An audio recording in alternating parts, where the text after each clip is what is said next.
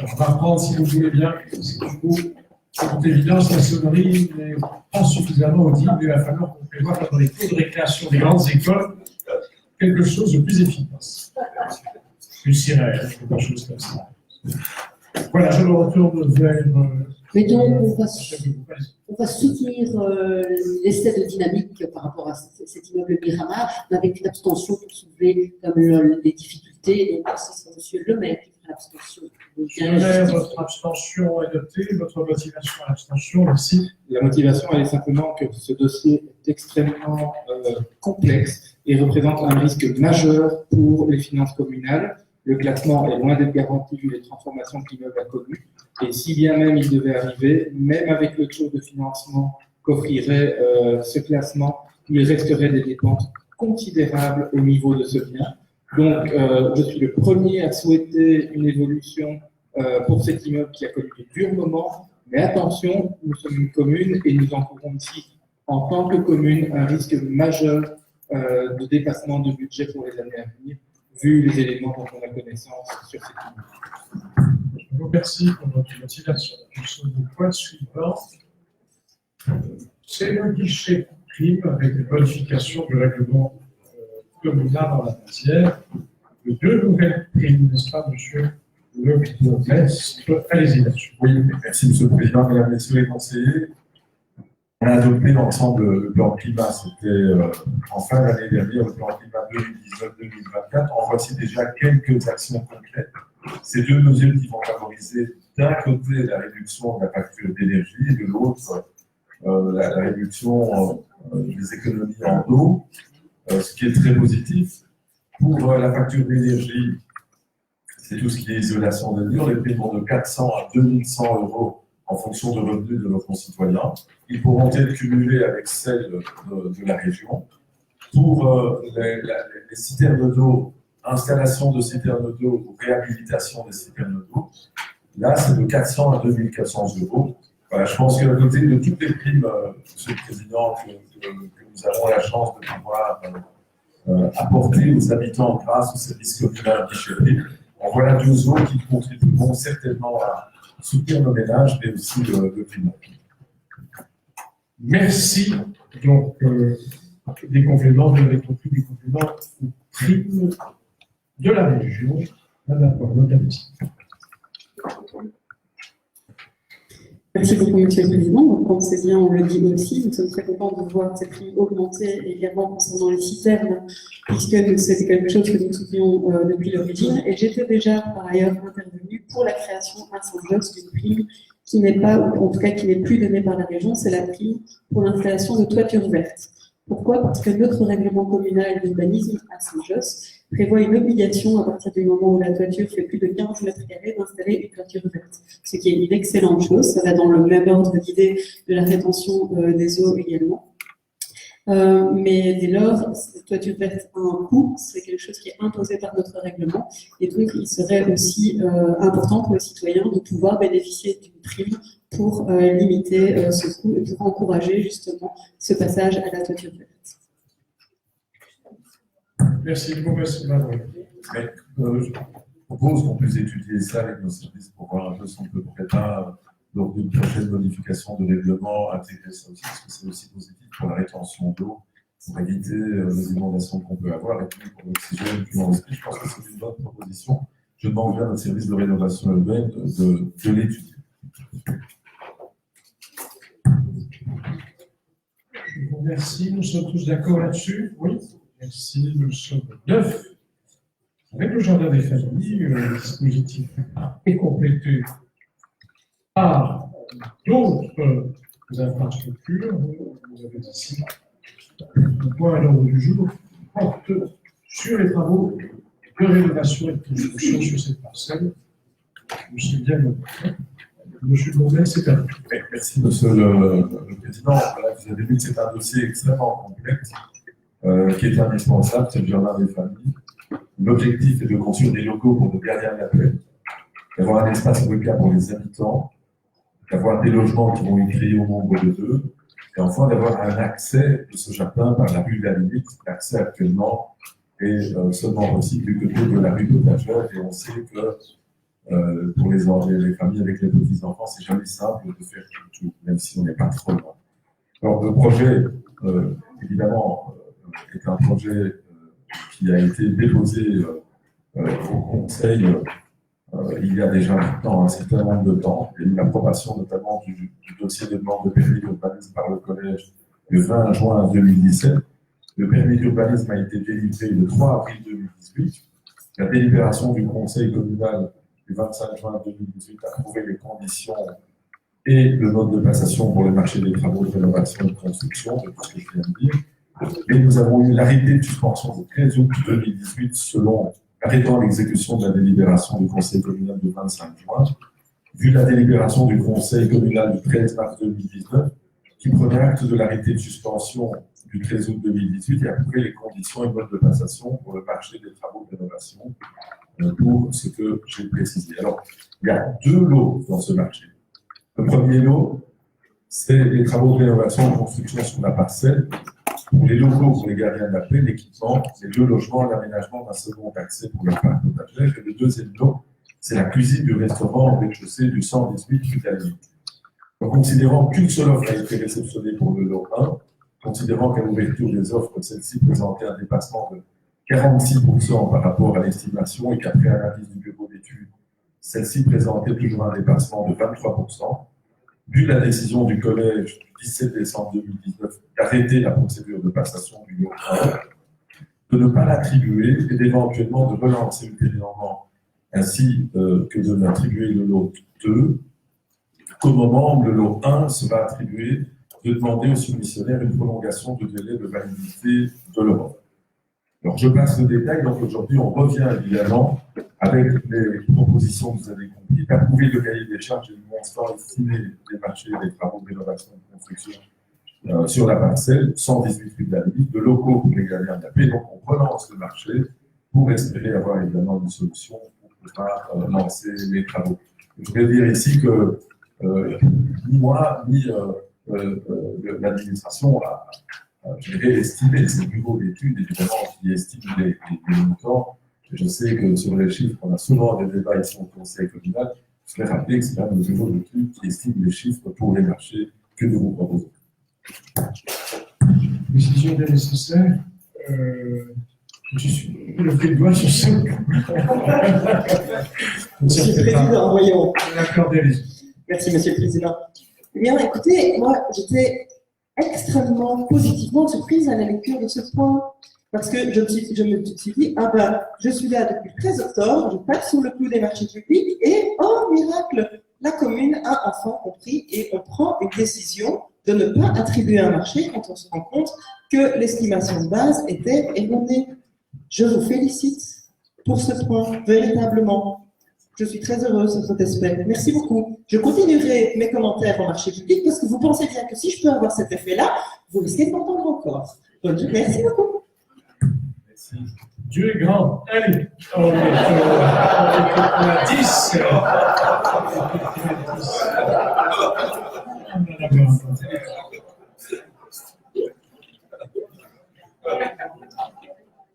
Voilà. Et donc, voici pourquoi je ne serai jamais Dieu. Malheureusement, je me suis arrêtée en dessous de la barre de mètre 60. Oui, j'avais quand même une remarque par rapport à ce point, parce que si on peut se réjouir qu'on respecte la procédure, on est quand même à Saint-Josse, on se réjouit qu'une procédure soit respectée. En attendant, ça veut dire que pour les gardiens de la paix, les locaux ne sont toujours pas mis en œuvre, donc ça veut dire que notamment pour les gardiens de la paix, il y a un problème de locaux. Et donc, je voudrais qu'on puisse revenir sur ce sujet et trouver une solution pour ces gardiens de la paix. Je pense en particulier aux gardiennes de la paix, qui sont peu nombreuses, mais qui pour le moment connaissent des difficultés. Qui sont peu nombreuses. Je rappelle que j'ai interpellé à ce sujet pour demander qu'on recrute plus de femmes pour être dans nos vies comme gardiennes de la paix notamment, et pas uniquement à l'administration communale. Mais donc, ça veut dire qu'il y a un réel problème de locaux pour ces gardiennes de la paix. Je voudrais savoir dans l'intervalle ce qui est prévu. Merci. Merci pour votre préoccupation légitime. Vous restez là pour répondre à ce point. Il faut quand même dire que c'est un plaisir d'entendre ça. Les dossiers seront traités, validés par la région. Il ne faut pas qu'on croit que ce qu'on fait ici se fait dans l'illégalité, c'est dans le respect des procédures, certes. rien n'est parfait, mais ce qu'on fait ici est dans le respect de la loi et la région valide évidemment tous ces dossiers in fine. Pour ce qui est de la question des gardiens de la paix, elle est essentielle, c'est pour ça qu'on l'a mis dans le dossier. Et actuellement, ils disposent de locaux qui sont en contrebas, donc ils peuvent aller s'arrêter quand il y a des problèmes des intempéries, et ça se passe assez bien. Concernant votre proposition, elle est tout à fait juste. Il faut évidemment que, je dirais, le genre partout dans tous les emplois, c'est une priorité. Mais nous avons eu au niveau du service de prévention des demandes de certaines femmes de ne plus travailler dans les espaces publics, de pouvoir travailler dans des lieux qui sont fermés. Donc c'est pas toujours simple aussi de réussir ce genre d'entreprise. Et donc on essaye de trouver à chaque fois des solutions les meilleures avec les services, avec les chefs, avec le service de prévention. Les dates, elles sont changées. Pas dans les parcs, là. Ah, mais il y a... En fait, la question était sur le fait que les gardiennes à l'heure actuelle n'ont pas de local pour pouvoir enlever leur uniforme, Il y a etc. d'autres locaux qui sont disponibles à la rue du Moulin, il y a d'autres locaux qui sont disponibles. Il semblerait que certaines devaient rentrer en uniforme chez elles. Donc, à la rue du Moulin, il y a un local qui est dédié aux gardiens de la paix. Mais pour les femmes. Moi, je n'ai pas l'information plus précisément, je vais m'enseigner. Donc il semblerait qu'il n'y a que pour les hommes à l'heure actuelle. Je vais m'enseigner. Effectivement, je vais regarder ça au niveau des sites PPT, on va se renseigner. Merci. Oui, je voudrais juste remercier M. Thomas pour sa réponse et également m'étonner que des gardiennes de la paix ne souhaitent plus être dans les rues à Saint-Josse. Je trouve que c'est envoyer un signal qui est vraiment extrêmement préoccupant, le fait que des femmes qui fassent ce métier ne souhaitent plus être dans les rues à Saint-Josse. Et donc je souhaiterais pouvoir savoir quelles sont les raisons de ces demandes, parce que ça fait partie du travail des gardiens de la paix d'être en rue. Je trouve que c'est important qu'on puisse avoir plus de femmes en rue à Saint-Josse dans ce métier. Et donc le fait que vous, monsieur le bourgmestre, alors qu'il n'y a que 2 femmes, je le rappelle chez les gardiens de la paix, me disiez que les femmes ont demandé à ne plus être en rue à Saint-Josse, c'est extrêmement important. Monsieur, merci. De toute façon, je vais considérer que ce point est entendu. La petite tête, on est au 10. Le 10, bien, c'est 3 logements à caractère social dans l'immeuble 57 rue de la Commune. C'est la rénovation des conditions. Donc, le passation est une procédure ouverte pour une estimation de 705 000 et quelque chose qui vient comprise. Je vous remercie. Oui, Monsieur le Président, j'ai vu ici et là que ce dossier a fait couler beaucoup d'encre. Vous permettez d'être particulièrement complet, comme ça je donnerai toutes les informations ici au Conseil. Complet et pas océanique. Oui, mais je serai complet. Donc je voudrais d'abord dire que l'immeuble 77 rue de la Commune a été acquis en vente publique le 23 juin 2011, dans le cadre du contrat de quartier durable de l'île de Quai. En mars 2012, le bâtiment n'était toujours pas libre d'occupation et la procédure de fin de bail du locataire était toujours en cours. Par ailleurs, le premier étage était squatté et il a fallu du temps pour libérer le bâtiment. Le 8 mai 2012, le collège a fait changer les cellules du bâtiment par les services communaux compétents. En novembre 2012, l'ancien chef du service de la rénovation urbaine, qui était en charge de ce dossier, a fait l'objet d'une procédure judiciaire. À la suite de cela, le bourgmestre a demandé un état de la situation de tous les dossiers du service avant d'autoriser, au cas par cas, à les poursuivre. Je rappelle que c'était une période où l'état de dossier était traité de manière irrégulière, absence de permis, absence en marché public, etc., etc. Alors, sur base des moyens et du personnel disponible, le collège a fixé ensuite des priorités. 1. Elles ont d'abord été les suivantes. Projet en cours et d'envergure. La crèche Petit Boule et les 8 logements chaussée de Louvain. Nous avons dit que c'était la première des priorités à poursuivre. Une crèche pour la petite enfance et de nombreux logements du côté de la chaussée de Louvain, avec des subventions FEDER et des fonds propres. 2. La dizaine de logements rue de Lignon 10-12, complétés des salles pour l'académie et une pour le Winnicott avec les subsides du contrat de quartier méritant et les fonds propres. Et alors, 3, la priorité était de rédiger au plus vite la candidature du contrat de quartier qui deviendra le contrat de quartier durable Axe Louvain. Ensuite, l'avenir du service a été décidé. dissolution de la régie autonome et clôture des comptes. Et finalement, les nouveaux projets ont été initiés, choisis et relancés par le collège. Le premier, c'est 4 logements et les crèches francophones et néerlandophones rue de Liedekerke, avec des subsides là aussi du contrat de quartier Liedekerke et fonds propres. Puis, c'était évidemment de poursuivre le projet dont on parle autrement aujourd'hui, le jardin des familles, avec de l'argent du contrat de quartier Liedekerke, plus la politique des grandes villes, plus des fonds propres. Le 113 rue Liedekerke, avec 3 logements qui sont construits, subside de la politique des grandes villes, fonds propres. Et enfin, dans le cadre du contrat de quartier durable Axelova, nous avons eu toute une série de projets que nous avons lancés. La rue de Vallon 17 avec le local de quartier, la coulée verte, le square d'Icudel avec la partie chaud pacification, la maison des cultures, plus 3 logements, et donc Icudel, la mise en place du service dont je parlais tout à l'heure, le service de guichet-prix. Et puis, le 118, rue de la Lune, dont je parlais tout à l'heure, avec, comme je l'ai dit, des locaux pour des gamins d'après, de l'ORECA, 2 logements et l'accès par la rue de la Lune pour les habitants. En parallèle, le service qui est en charge de tout cela a mis en œuvre de nouveaux projets, des guichets-prix, le mobilier urbain, le service éco-conseil, et depuis quelques temps, c'est le stationnement, le parking ou encore la mobilité, et accessoirement, les projets en partenariat avec Péléris ont été confirmés et suivis jusqu'au bout par ce service de rénovation urbaine. Je pense notamment aux logements sociaux, rue Lidé, rue des Plantes, avec une nouvelle crèche qui est ouverte depuis le mois de décembre. Je pense également au suivi du dossier avec l'État fédéral, encore une fois, avec Brabant-Péry, qui se termine. Nous allons inaugurer bientôt les 6 logements, avec un équipement que nous avons dédicacé au CPS et à la prévention pour l'accompagnement vers le logement. Ça a été aussi d'autres projets qui ont coûté de l'énergie et du temps sans pouvoir les faire aboutir. Je pense notamment à l'axe vert, contrat de quartier Liedekerke. En parallèle de ceux-ci, sur demande particulière du collège, le service a également travaillé sur d'autres dossiers.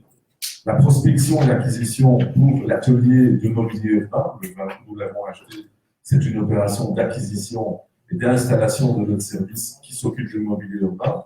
Ça a été aussi l'achat d'un bien avec l'argent de la région, le fonds PTC, le bâtiment royal, achat pour 5 millions avec 4 millions et demi d'aide de la région. Nous avons aussi étudié d'autres dossiers avec ce service, notamment pour trouver des locaux. Je rappelle qu'on a étudié l'observatoire, on avait aussi étudié d'autres dossiers. Ce service s'occupe aussi de la maintenance et de l'entretien de la rue Royale, du jardin des familles. Nous avons aussi travaillé au cas par cas par rapport à toute une série de dossiers. Nous avons mis au point le dossier qui a fait l'objet d'un avis favorable, une décision favorable de la région et du fédéral. La place Roger est une zone touristique, grâce, encore une fois, à ce service. Le lettrage urbain avec Madou, avec la place Roger, les espaces chiens que nous travaillons dans la politique, je dirais, pour les bien-être des animaux. Les projets suivants ont également été initiés et sont au stade de lancement des travaux. Le 89 chaussée Louvain, avec 5 logements et un commerce. Le 137 rue du Moulin, avec 1 logement, 1 local pour les gardiens à la paix. Et le lavoir social avec la mission locale, qui est située au 35 rue Minet. Je vais vous passer le détail évidemment du fait que ce service s'occupe aussi de l'aménagement du jardin Saint-François, avec une étude, avec le projet qui est en phase d'étude. Parler également des plans des subsides régionaux qui ont été obtenus. C'est toujours intéressant de montrer tout le travail qui est fait avec la politique des grandes villes, avec le CRU, avec le FRPTC dont je parlais tout à l'heure. Nous l'avons aussi actionné pour obtenir de l'argent. On a été l'une des rares communes à obtenir de l'argent pour acquérir un bien qui pourra servir comme bien qui pourront abriter des femmes qui font l'objet de violences avec ou sans enfants et de travailler avec un opérateur que nous connaissons au niveau de la commune. Ça a été le contrat école avec la région qui nous permet d'ouvrir les écoles vers le quartier avec toute une série d'activités sportives, sociales et culturelles. C'est aussi le contrat que nous avons introduit, un nouveau contrat de rénovation urbaine. Ce sont aussi les petits travaux d'infrastructure. Le collège a aussi marqué son intention d'introduire de nouvelles candidatures pour des contrats locaux de mobilité que nous sommes en cours de déposer. Ça a été le contrat de quartier numéro 11 pour la politique des grandes villes 2021-2025 pour lequel nous avons aussi rédigé un projet qui est introduit auprès de la région. Tandis que d'autres projets d'envergure sont attendus dans les prochaines priorités. Les salles polyvalentes de la place Rogier, en sous-sol, 3000 m². La rénovation du parking Skelquin, la rénovation groupée de bâtiments d'habitation dans le quartier nord dont je parlais tout à l'heure. C'est le même service qui mutualise les moyens pour faire de ces maisons des logements et nous voulons en faire un maximum en fonction des permis que nous obtiendrons. J'en arrive, Monsieur le Président, à nouveau sur le dossier du 77 rue de la Commune.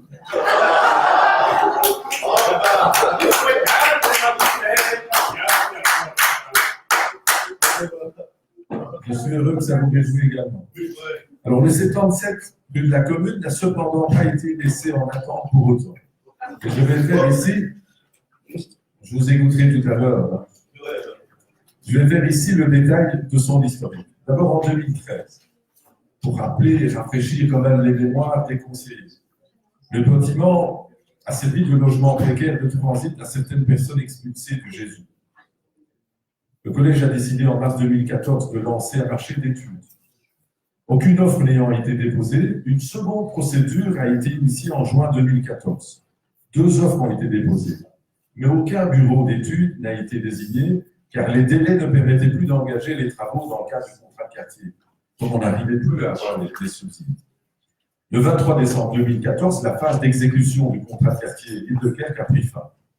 Et donc, à un moment, quand vous avez des dossiers, nous priorisons. C'est vrai que nous avons priorisé la chaussée de Louvain, avec la crèche et les logements, les nombreux logements. Nous avons priorisé la crèche flamande, la crèche francophone, de nombreux logements à la rue des Équerres, que je pourrais continuer. Le 23 décembre 2014, donc, la phase d'exécution du contrat de quartier Île-de-Kerk a pris fin. Il a donc fallu réfléchir au devenir de ce bâtiment et aux différentes propositions qui s'offraient à la commune afin d'en minimiser le coût de rénovation. Il a été décidé le 30 juin 2015 de le mettre en location sur base de baux à la rénovation, mais cette solution n'a pas été concrétisée. Il a également été envisagé à un moment donné de le vendre, mais vu l'état de délabrement du bâtiment, le risque de le revendre à perte était réel, combiné à l'éventuel remboursement des subsides perçus dans le cadre du contrat de quartier durable Île-de-Kerk. Alors les autorités, donc la commune, nous avons pris la décision de garder le bien et d'essayer d'obtenir de nouveaux subsides. Donc pendant ce temps, nous avons essayé de trouver de nouveaux subsides pour réaliser ce projet en réduisant au maximum la charge communale.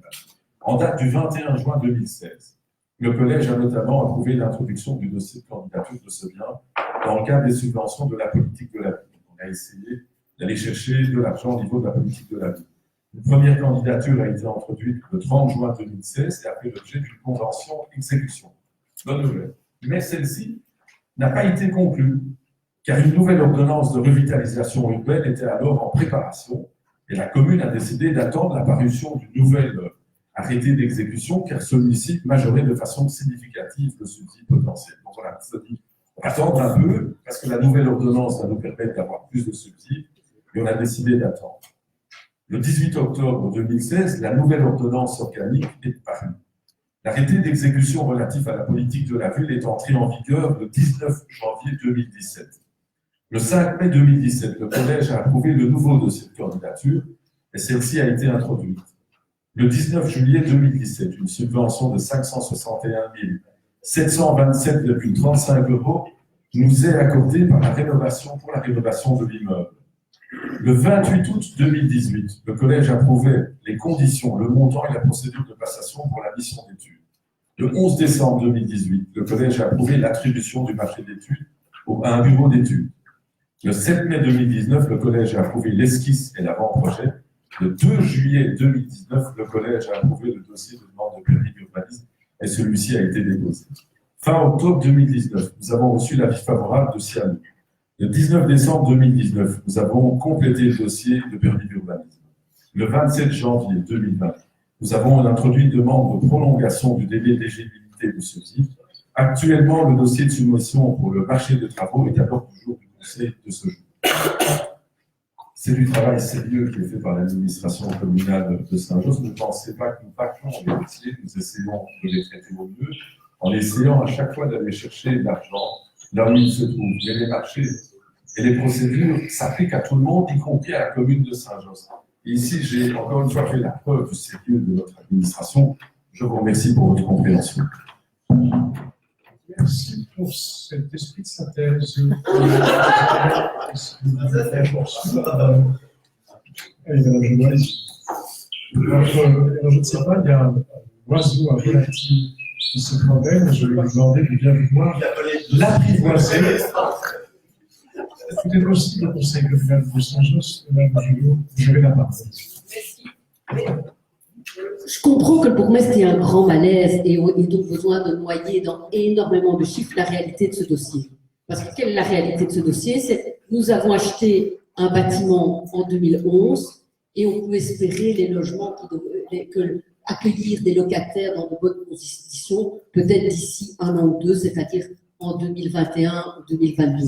Et donc là, c'est vrai que pour nous, c'est plutôt un grand sujet de honte de se dire que pendant plus de 10 ans, on n'a pas pu accueillir des gens dans de bonnes conditions dans ce logement. Et c'est plutôt, je dirais, un long récit de tout ce qu'il ne faut pas faire, ce bâtiment. Et pour tous les habitants qui passent à côté de la place Howard, qui voient ce bâtiment de la boucherie muré depuis de longues années, c'est plutôt une forme de tristesse qui se passe. Tous les habitants à l'heure actuelle, quand on voit que des gens à Saint-Josse énormément sont logés dans des gares et autres, voir un bâtiment vide, muré pendant de nombreuses années, c'est particulièrement douloureux quand les travaux se font attendre, comme dans le cas du 77 rue de la Commune. Autre, je dirais, raison de s'affliger, c'est la perte des subsides, puisque normalement son bâtiment devait être construit avec des subsides du contrat de quartier de Kerk. Comme nous n'en avons rien fait, cet argent est reparti à la région. Nous avons perdu, nous savons, environ 5 millions d'euros dans le cadre du contrat de quartier de Kerk. C'est vraiment une occasion manquée d'importance. Mais enfin, maintenant, on va avancer dans le cadre de ce dossier. Quand en 2011, on a acheté ce bâtiment, on nous a dit qu'il est urgent de construire des logements de transit pour pouvoir accueillir les gens lorsqu'il y a un incendie, lorsque quelqu'un est expulsé et autres. Et donc, première question, c'est est-ce que les bâtiments, les logements envisagés sont toujours prévus pour des logements de transit? Parce que ça n'apparaît plus dans le dossier. Deuxième aspect, c'est le prix de la rénovation, puisque si on calcule bien, on est je dirais entre du 2300 et du 2500 euros le mètre carré pour une rénovation. C'est le prix de neuf de bonne qualité. Donc, on est un peu étonné du niveau. Donc, je vois M. Belketé qui n'est pas ce prix-là au mètre carré. Donc, combien de mètres carrés d'après vous dans ce projet et quel est le prix donc au mètre carré de la rénovation? On s'inquiétait un petit peu. Et de plus, certains des logements sont relativement petits, alors qu'on sait qu'on a un très grand besoin de logements qui puissent accueillir des grandes familles. Donc, pourquoi le choix de subdiviser le bâtiment en 3 logements et de ne pas dont certains vraiment petits, et donc pourquoi ne pas faire le choix de faire peut-être moins de logements, mais des logements capables d'accueillir les grandes familles? À l'heure actuelle, vous parliez tout à l'heure de ces nombreuses familles qui attendent sur les listes de la région bruxelloise. On sait que des logements 5, 6, 7 chambres sont terriblement rares en région bruxelloise et que donc des familles attendent 15 ans sans même voir le bout de la liste pour ce type de logement. Je vous remercie. Je ne vais pas revenir sur le passé. Sur le logement en transit, ce ne seront pas des logements en transit, ce seront des logements à part entière. C'est un choix qui a été fait avec le bureau d'études et l'administration. On a renoncé à avoir un commerce au rez-de-chaussée puisqu'on est à la fin de la rue de la commune et on est sur la place Howard. On a préféré, en termes d'apaisement de la mobilité, d'avoir des logements et de ne pas avoir un commerce qui pourrait déborder sur le trottoir. C'est un choix qui a été fait par l'administration avec le bureau d'études. Il s'agit de logements une chambre et de logements 2 chambres. Pourquoi est-ce qu'on n'a pas fait le choix de faire un logement avec 2 chambres alors qu'on manque de ce type de logement? C'est un choix qui a été fait par l'administration parce que comme on est dans un bâtiment qui est assez petit, c'est les dispositions et donc quand vous voulez faire ce que vous voulez faire, c'est un choix qui est porté. La provision qui a été faite, c'est d'avoir 3 unités de logement ce que nous avons validé. Au prix de la rénovation au mètre carré. On obtient 557 000 € de subside de la région. Le vendre, ça aurait été une vente à perte pour la commune. Voilà, bon an, mal an, je pense que seuls les pouvoirs publics peuvent investir dans des taudis comme cela, et on essaie de sortir des taudis et d'en faire des logements de qualité pour les habitants. Mais le prix, est-ce qu'on a envisagé une démolition-reconstruction qui aurait peut-être été moins coûteuse? Mais Philippe Boisqueté me souffle dans l'oreille que parmi les considérants qui ont été retenus par l'administration, c'était la difficulté de faire des travaux à cet angle de rue. Vous êtes au bout de la rue de la commune, qui est quand même assez fréquentée. Donc le choix qui a été fait est d'éviter de faire une démolition qui aurait coûté la fermeture de rue, qui aurait imposé aussi d'autres types de désagréments pour les quartiers. Je vous remercie pour vos questions. Je me tourne vers les députés pour votre position là-dessus. Je vous remercie. Merci pour vos échanges. Nous sommes sur un classique au point suivant. Nous sommes au 11, puisque à nouveau déplacé.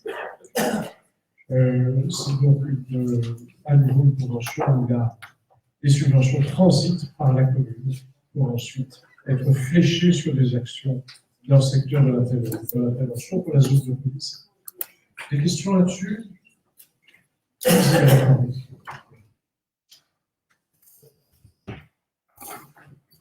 Merci, Monsieur le Président. Je suis un peu mal à l'aise quand on nous présente, le 12 février 2020, une convention qui est certes convenable pour le reste, mais qui entre en vigueur le 1er janvier 2019 et qui se termine le 31 décembre 2019. On est le 12 février 2020. Est-ce qu'il y a une logique intrinsèque là derrière? Et par ailleurs, c'est quand même vraiment très particulier. En matière de bonne gestion, et on entend beaucoup parler de bonne gestion aujourd'hui, ce qui est intéressant comme propos, faire signer un 12 février 2020 une convention qui s'est terminée un 31 décembre 2019, c'est particulier. Merci, Monsieur le Président.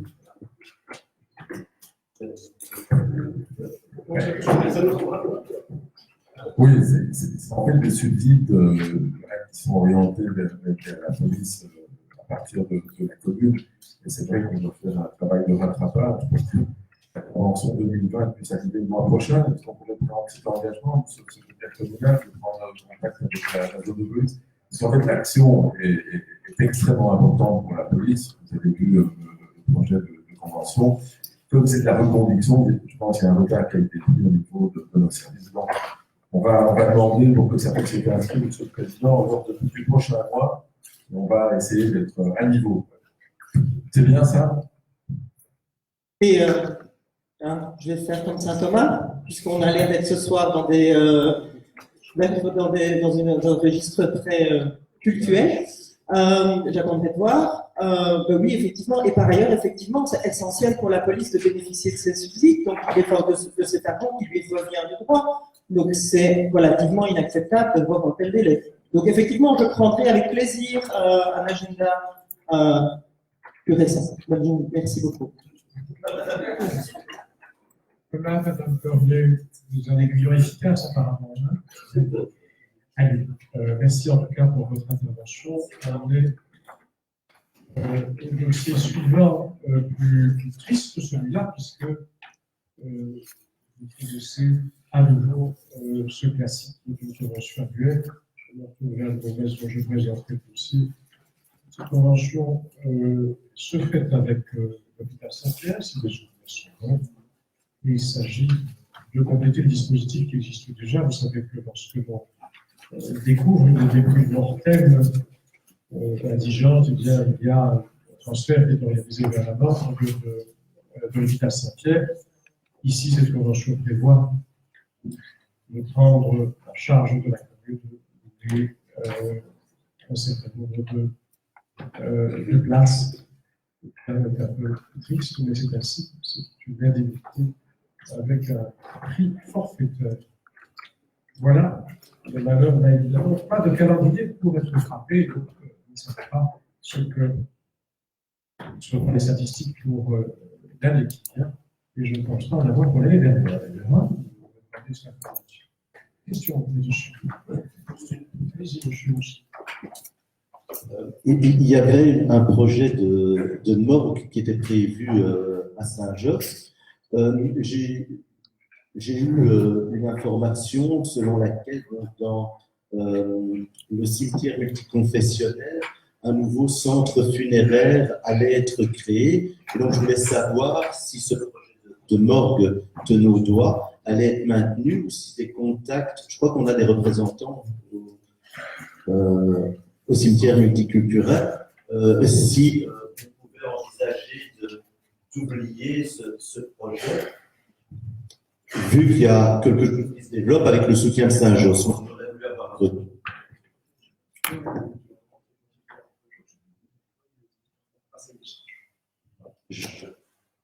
À qui? De quel message? Parce que là, il y avait une question, hein. De transmettre un message, parce que nous avons aussi des représentants et donc nous pouvons faire transmettre le message. La question, c'est que je faisais venir un message au conseil communal en disant, tiens, il est fort probable que vous avez cette information. C'est bon, si je peux, monsieur le Président, si je peux, c'est le bon sens. Je pense que le lieu qui est le plus adapté pour développer un événement comme celui-là est là. Je pense que si ce projet se développe, il est évident que la commune ne doit pas poursuivre évidemment ce type d'objectif.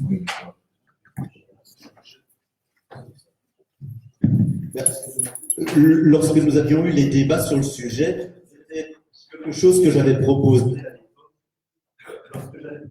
Lorsque vous aviez proposé un projet de morgue à Saint-Josse, c'était ce que je l'avais proposé, monsieur le Brunet. Ça me semblait effectivement le lieu le plus adéquat.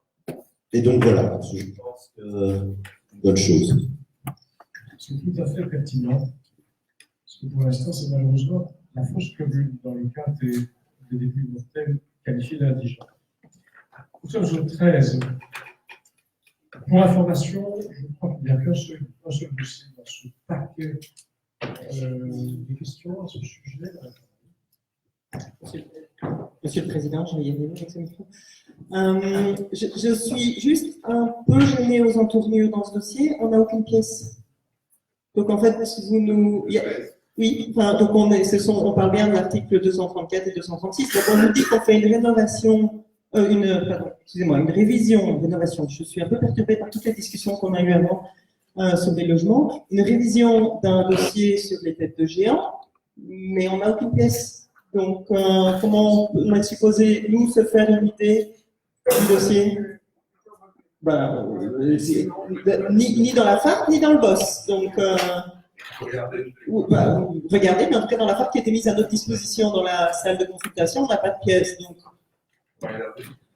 je voudrais en demander au moins de nous donner. Merci.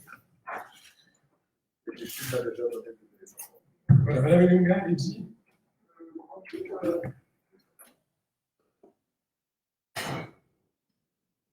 C'est censé fonctionner, c'est comme la langue d'Aladin, il faut pouvoir la caresser. Je suis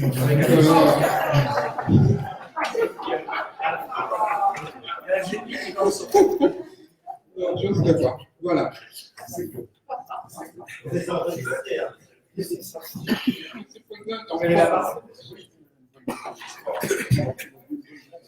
Voilà. Donc, votre question était sur exactement sur, je ne sais pas bien saisi, je suis désolé. Pour être clair, le dossier qui nous est soumis est un point d'information sur les marchés qui ont été passés par le collège en application des actes de la loi communale qui font une délégation en fait, du conseil vers le conseil, vers le collège, quand il s'agit de marchés en dessous de 144 000 euros. Juste pour votre information, d'ailleurs, je pense qu'il y a un souci avec le micro. Le montant de 144 000 euros a été descendu à 139 000 depuis le 1er janvier, donc ce serait bien que ce soit pris en considération. Mais moi, je ne peux pas évaluer ce dossier si la seule page que je reçois, c'est ce que je vois que monsieur le secrétaire communal a en main la première page, où je n'ai rien, je n'ai pas d'estimation de montant, je n'ai rien. Il est impossible pour nous de se faire une idée de est-ce que le conseil a fait ça correctement, est-ce que le conseil ou est-ce que le collège respecte sa délégation de compétences en espèces, si on n'a pas de pièces. Mais je crois qu'en fait, il y a un revue de décision, donc l'estimation était haute, il y a un revue de décision à la baisse, et ce qui manque évidemment, c'est ce travail d'estimation.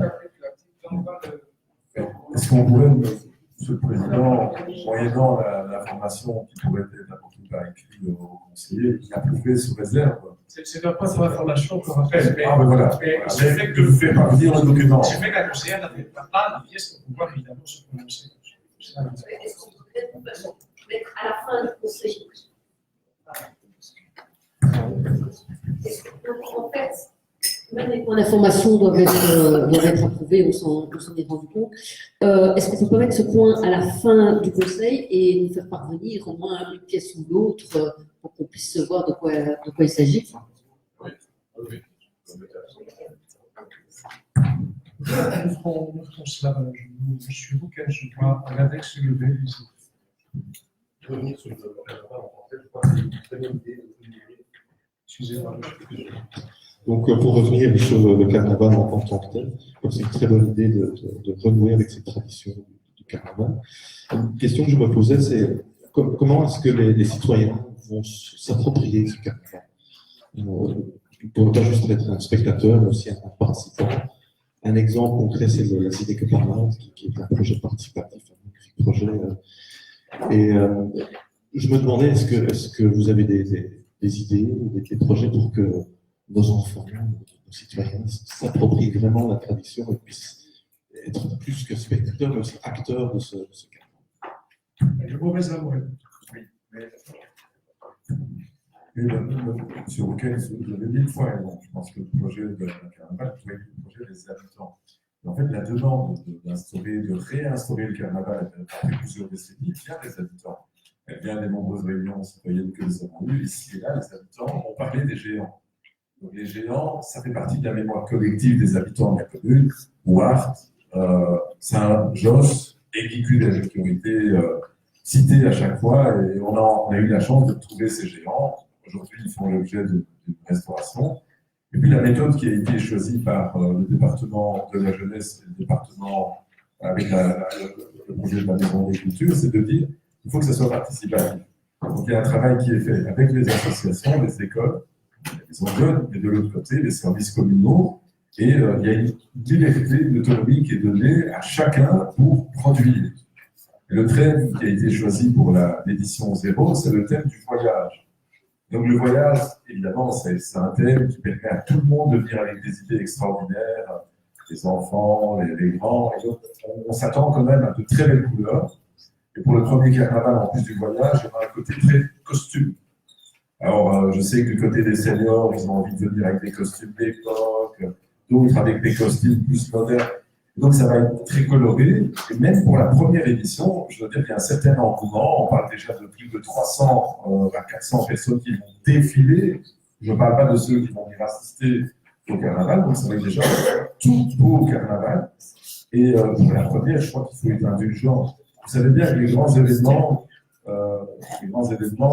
s'installent progressivement dans les quartiers et dans les mémoires des gens. Donc, il faut revenir avec ça.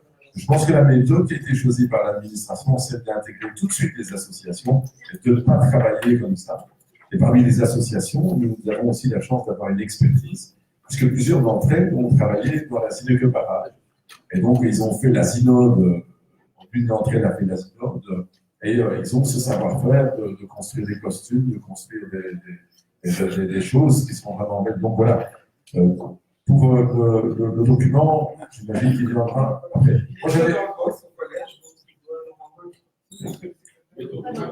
Il est occupé à venir. Et pendant qu'il vient, si je peux, Monsieur le Président, dire un mot à Mme Pauline Barnard pour l'éclater.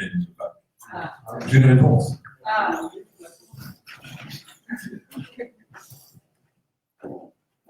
Je crois que je vais vous réjouir.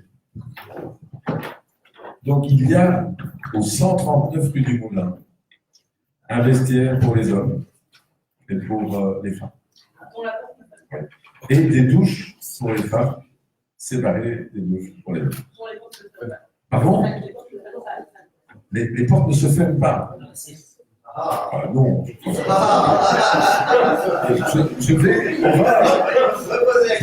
Je vois que vous avez parfois 139 rue du Moulin. Je vais m'y rendre et m'informer auprès de nos acteurs de terrain. Mais donc il y a des douches qui existent. C'est vraiment important, elles sont séparées. C'est, je dirais, au niveau de leur prestige légaux, une obligation d'ailleurs de l'employeur. Voilà, après cette page de publicité, je propose de reprendre l'ordre du jour, si vous voulez bien, et de vous inviter à respecter la règle de triangulation, si vous voulez. Sinon, ça va me faire faire. Et on risque d'être dans le parcours du prochain carnaval. C'est le mot 14. Le 249. Et là, c'est un dossier concernant la chaudière à l'académie et la motivation d'urgence échec. Oui, non. Oui, non. Oui, non, le micro bouge. Madame Cornier, vous avez monopolisé, ce sera mal. Oui, effectivement, nous sommes mal organisés ce soir. Merci, Monsieur le Président. Sur ce point, donc, je rappelle, parce que je ne pense pas que ça soit extrêmement simple. C'est très bruyant tout d'un coup. Donc, oui. Voilà, il est bientôt 10 heures, je fais après 14 heures. En attendant, je voudrais que les conditions de débat et d'échange soient au maximum. Les conseillers sont là, eux aussi fatigués, d'autant plus qu'ils ont écouté comme aussi une grande partie de la journée. Donc, de grâce, respect. Merci, Monsieur le Président. Vous appréciez. Donc, juste pour tout le monde. Donc, l'article 249 de la nouvelle loi communale est un article qui permet au conseil communal de pourvoir à des dépenses réclamées par des circonstances impérieuses et imprévues en prenant à ce sujet une résolution motivée.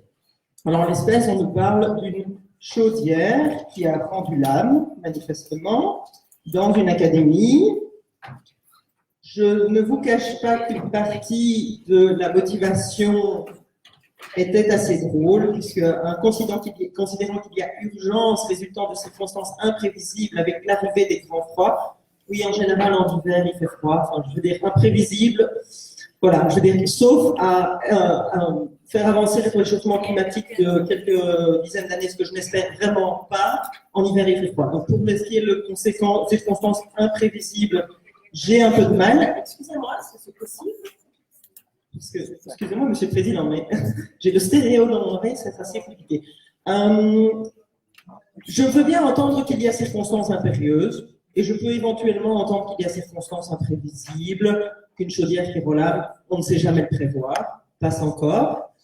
Moi, j'ai quand même un souci plus de principe dans ce dossier. C'est qu'on nous indique que, en fait, la commune dispose d'un contrat d'entretien et de maintenance, si je ne me trompe. Oui, entretien et maintenance des installations et de chauffage et de ventilation pour 2020. Je n'ai pas pu trouver la trace d'ailleurs de ce contrat dans aucun des dossiers qui sont à notre disposition, donc ça c'était plus embêtant. Je m'inquiète de voir que la commune n'a pas de contrat, n'a pas de marché public en place pour de la réparation ponctuelle. On pourrait avoir un marché public bien conçu avec des bordereaux de prix qui vous permettrait d'avoir un marché qui court et de ne pas devoir recourir dans ce genre de circonstances à l'article 249. De nouveau, je veux dire, la législation, elle n'est pas là juste pour embêter le monde. Elle est là pour permettre que l'on ne gaspille pas 700 € de dépenses communales chez un adjudicataire qui est déjà là, donc sans respecter en plus les conditions de base de transparence en matière de marché public. Je rappelle qu'on parle d'argent du citoyen, d'argent qui vient de notre poche, à tous, ici présents dans cette salle, et à tous ceux qui sont zéro ici. Donc vraiment, est-ce qu'à un moment, on peut avoir une stratégie de réflexion en matière de marché public, que l'on ne se retrouve pas avec une chaudière qui rend l'âme et on n'a pas de marché en place? Merci. Merci des fins des travaux, M. Jamour, qui lui anticipe le froid, puisqu'il porte un peu roulé. Là, oui, M. Jamour, allez-y.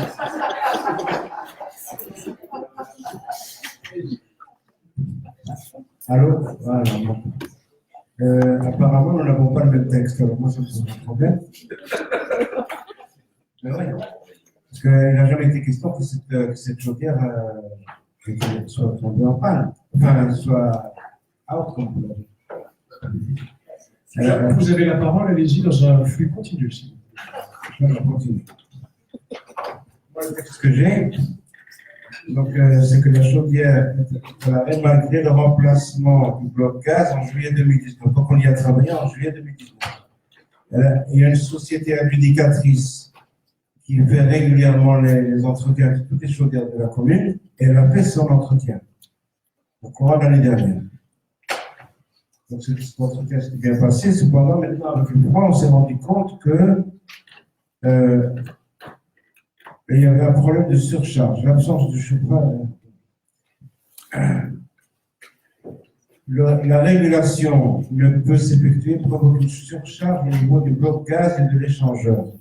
Donc la société adjudicatrice nous a remis un prix et comme on n'avait pas assez de budget, il fallait passer par l'article 249 pour commander la pièce et le travail effectué. La société adjudicatrice, je ne vais pas citer son nom ici, a remis une offre de 630,50 € exactement pour le détartrage de l'échangeur, c'est le remplacement de la sonde de température. Enfin, c'est tout ce qui a été fait, mais c'était important, parce que compte tenu de l'arrivée des grands froids, comme vous l'avez dit, c'est ça que j'ai dit aussi, et de la nécessité urgente de chauffer le bâtiment pour le bien-être et la sécurité des bâtiments, le département des travaux publics invoque de la nouvelle loi communale par l'urgence impérieuse et le manque de budget. Voilà, ça je l'ai dit. Et donc nous avons dû changer cette pièce parce qu'il y avait un chauffement qui pouvait être dangereux, qui pouvait devenir dangereux.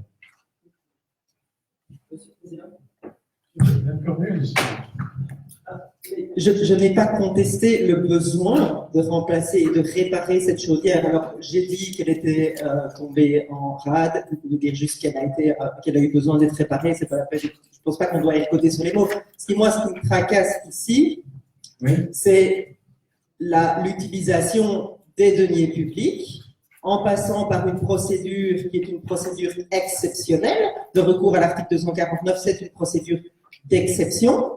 C'est le cas, oui, et qui pourrait ne pas être le cas si on avait une réflexion de base sur quels sont les besoins de la commune en matière d'entretien, maintenance et réparation de ces chaudières, parce qu'en fait, on a un contrat en place entretien, maintenance, c'est une chose d'ailleurs, le détartrage, à mon avis, c'est de la maintenance, et ça aurait dû être fait avant, mais pas encore, je ne vais même pas discuter du contenu, je ne discute pas du contenu, je discute du fait qu'on utilise une procédure d'exception, alors que on devrait avoir ce genre de choses prévues dans le standard, monsieur, j'avoue que je n'ai pas terminé, excusez-moi, dans le standard des marchés publics, ce qui vous permettrait d'ailleurs de payer nettement moins cher.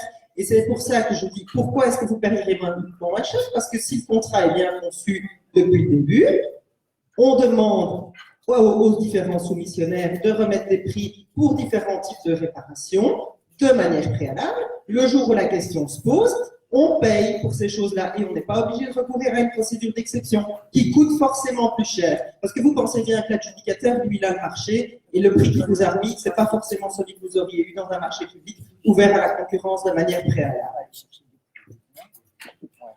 Je vous remercie, Madame Martin.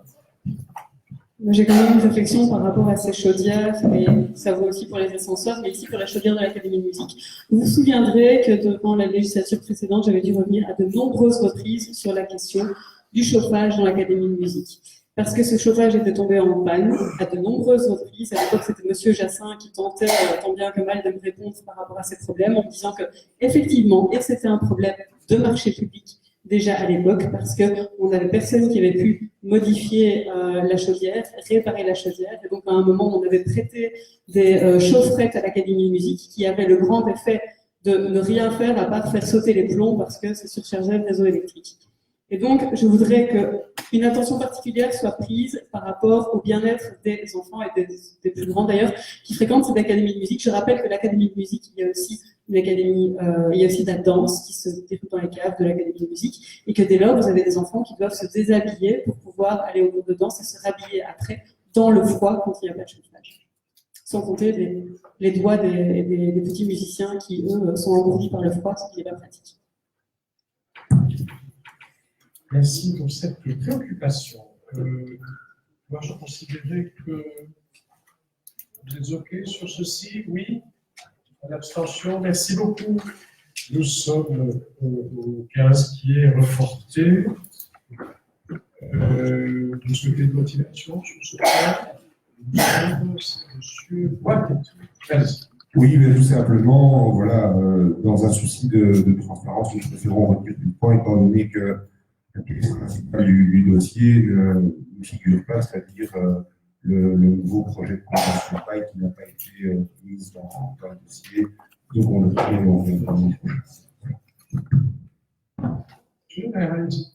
Oui, je voulais juste signaler que j'avais été très heureusement surpris du rapport de l'administration qui était présent dans les pièces qui étaient déjà disponibles, mais en même temps surpris de voir à quel point elle contredisait des discours qu'on a pu entendre précédemment de la part du collège quant à ce qui se passe dans celui. Monsieur le Président, je voudrais faire monter la culpa. La culpa, j'ai toujours plaidé la qualité humaine, je suis qualité humaine. Donc je me suis trouvé. Donc ce qui m'a été rapporté n'était pas juste. Il ne faut pas le dire, et c'est pour cette raison-là que mon collègue Philippe Boqueté avec l'administration, mais j'ai un dialogue positif pour la suite.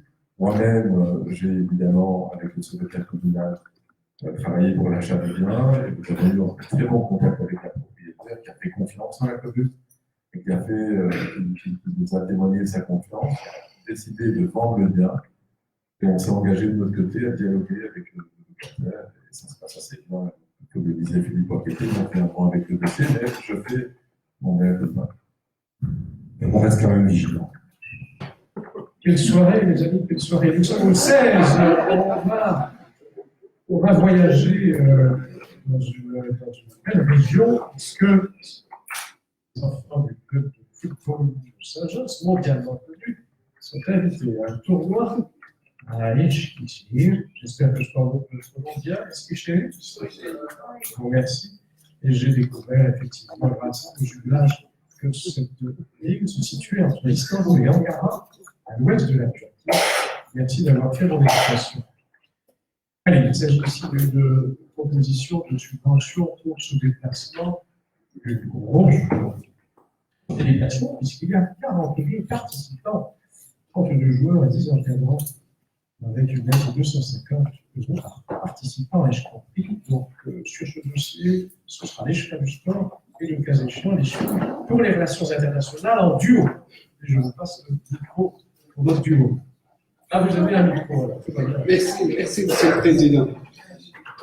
L'invitation de la mairie de la ville de Eskişehir, ville avec laquelle nous sommes jumelés, à participer à un tournoi de football qui sera organisé au mois d'avril, s'adresse à une catégorie d'âge précise, U14, U16, moins 13 ans, moins 15 ans. Deux équipes de 16, donc 32 ans. Nous avons donc pris contact avec FC Saint-Just, elle se réjouit de cette opportunité.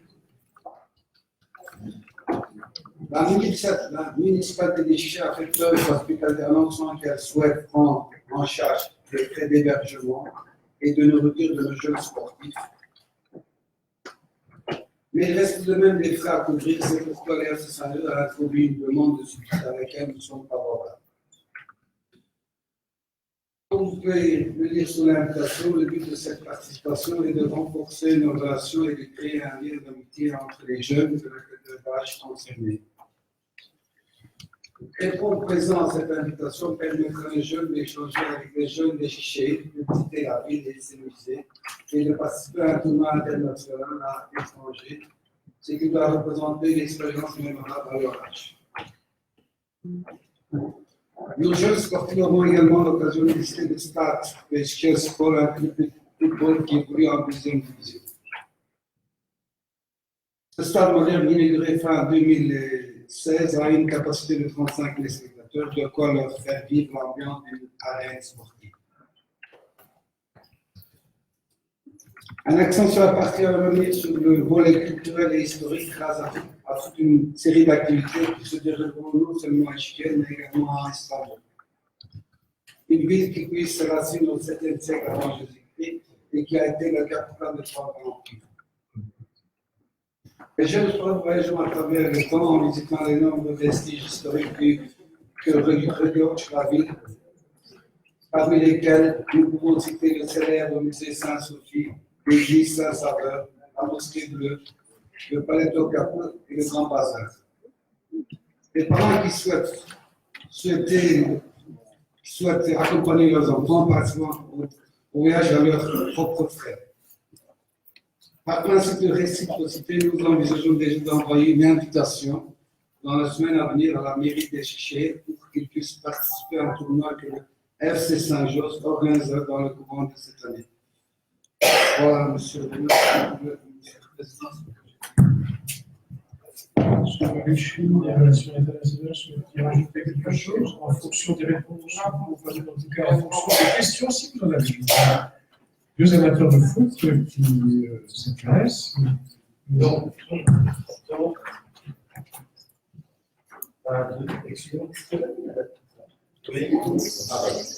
Voilà. Donc, nous avons eu à peu près la même discussion et nous avions dit à l'échevin qu'il existait d'autres sports que le football. Il semblerait que cet échange n'ait pas porté ses fruits. Dès lors, je souhaiterais faire un petit récapitulatif. Il existe le rugby. Le rugby, et donc, de tout temps et dans de nombreuses contrées, les hommes ont pratiqué des sports qui ressemblaient au rugby, que ce soit dans l'Égypte ou la Rome antique, ou dans la France médiévale et l'Italie. Parmi ces jeux, on trouve par exemple la soupe. Les règles de cet ancien jeu sont obscures et très méconnues par l'échevin, mais c'est un jeu intéressant. Donc, même si elles ne se rapprochent pas, elles n'ont pas grand-chose. À ses débuts, le rugby commence au 19e siècle. En 1823, plus exactement, dans le collège de Rugby, une ville du centre de l'Angleterre. Un jour de novembre 1823, un élève, William West Ellis, se met à courir avec le ballon dans ses bras au cours d'une partie de football. Parce qu'à l'époque, en fait, les règles de football ne prévoyaient pas qu'on ne puisse pas prendre le ballon dans les mains. Et donc, ce jeune homme, très malin, décida de marquer un but avec les mains. Dès lors, on décida de séparer les deux sports. Et on décida de faire d'un côté le football, qu'on jouait avec les pieds, et le rugby avec les mains. À partir de ce moment, le rugby commença à évoluer et divergea de plus en plus du football. Je vous laisse lire le reste sur Wikipédia. Il va bien entendu un autre sport qui s'appelle le tennis. Le tennis est un sport de raquette qui oppose deux joueurs. Et on le joue d'ailleurs à Saint-Josse également. Nous avons des joueurs de tennis. Alors, il existe également le volleyball. Le volleyball est un sport collectif mettant en jeu deux équipes de 6 joueurs. Et il se trouve, et je suis sûr que vous la connaissez, Neslihan Demir. Neslihan Demir, née à Eskişehir, est une ancienne joueuse de volleyball turque née en 83. Elle mesure 1,87 m et a joué à 173 sélections de l'équipe turque. Et elle vit à Eskişehir. Je vous dis simplement, monsieur le bourgmestre et monsieur l'échevin, je m'attends un peu trop tôt, vous profilez pour 2024. J'ai déjà identifié. Excusez-moi, attendez. Mais non, on a le bourgmestre 2020 qui se vient s'annoncer. Moi, je dis, bon, allez. Excusez-moi. Puis-je avoir 30 secondes? Donc, je pourrais parler du taekwondo, où on a mis en évidence qu'on avait des gens qui jouaient énormément au taekwondo à haut niveau. Alors, il y a un an, monsieur l'échevin, nous avions souligné la nécessité de mettre en place un appel. Là, aujourd'hui, je vois bien qu'il y a un courrier du FC Saint-Josse qui vous est envoyé. Évidemment, vous allez toutes les semaines voir les matchs du FC Saint-Josse. C'est plus facile, ils ont un contact direct avec vous. Mais il y a d'autres équipes qui pourraient également, à un moment donné, se dire « Tiens, il y a une opportunité ». Et pour nous, aujourd'hui, la vraie question, c'est qu'est-ce que vous mettez en œuvre pour que ces autres équipes puissent aller à Tanger, à Eskişehir ou dans d'autres villes dans lesquelles on est jumelé. Ça, c'est la première question. La deuxième question, c'est que je souhaiterais avoir une assurance. Est-ce que les enfants qui sont partis il y a un an, j'ai l'impression que c'était des U13, U14, il y a U13, U15, et maintenant c'est des U14, U16. Alors, je ne sais pas, mais je suppose que les enfants de l'année passée ont un an de plus et qu'il est possible ou probable que ce soit les mêmes enfants. Donc, je souhaiterais avoir la garantie que l'ensemble des enfants de Saint-Josse puissent bénéficier de ce voyage et que vous ne fassiez pas de doublons. Donc, est-ce que vous pouvez nous donner des garanties que ce sont de nouveaux enfants qui iront? Pourriez-vous aussi nous dire, en termes de filles, quelle est la proportion de garçons et de filles? Et j'en viens de nouveau à ma première question. Qu'avez-vous fait depuis un an pour lancer des appels auprès des différents autres clubs qui sont sur Saint-Josse et vous ont-ils répondu? Je vous remercie. Monsieur le bourgmestre. Allez-y, monsieur Léchard, pour l'instant. Allez-y. L'invitation est même de la mairie d'Eskişehir qui concerne un tournoi de football. Le seul club de football de la commune est un FC Saint-Josse. Nous avons fait part de cette invitation. Je tiens d'ailleurs à vous préciser que, monsieur, nous soutenons tous nos clubs sans distinction de discipline sportive. Pour vous donner un exemple, nous mettons les invitations gratuitement à disposition de notre club de rugby pendant les vacances scolaires pour que celui-ci puisse organiser des activités telles que le stage. Un autre exemple, je vous dis.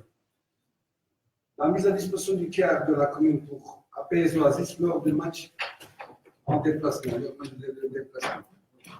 Si c'est une demande d'une équipe masculine de football, bien sûr que nous n'allons pas amener les équipes. La fille, c'est deux équipes de garçons. Et on pose des questions, quelles sont les catégories d'âge qui sont composées. Ça, c'est le volet réservé à la staff technique de FC Saint-Josse. Nous recevons une demande, nous transmettons la demande à eux.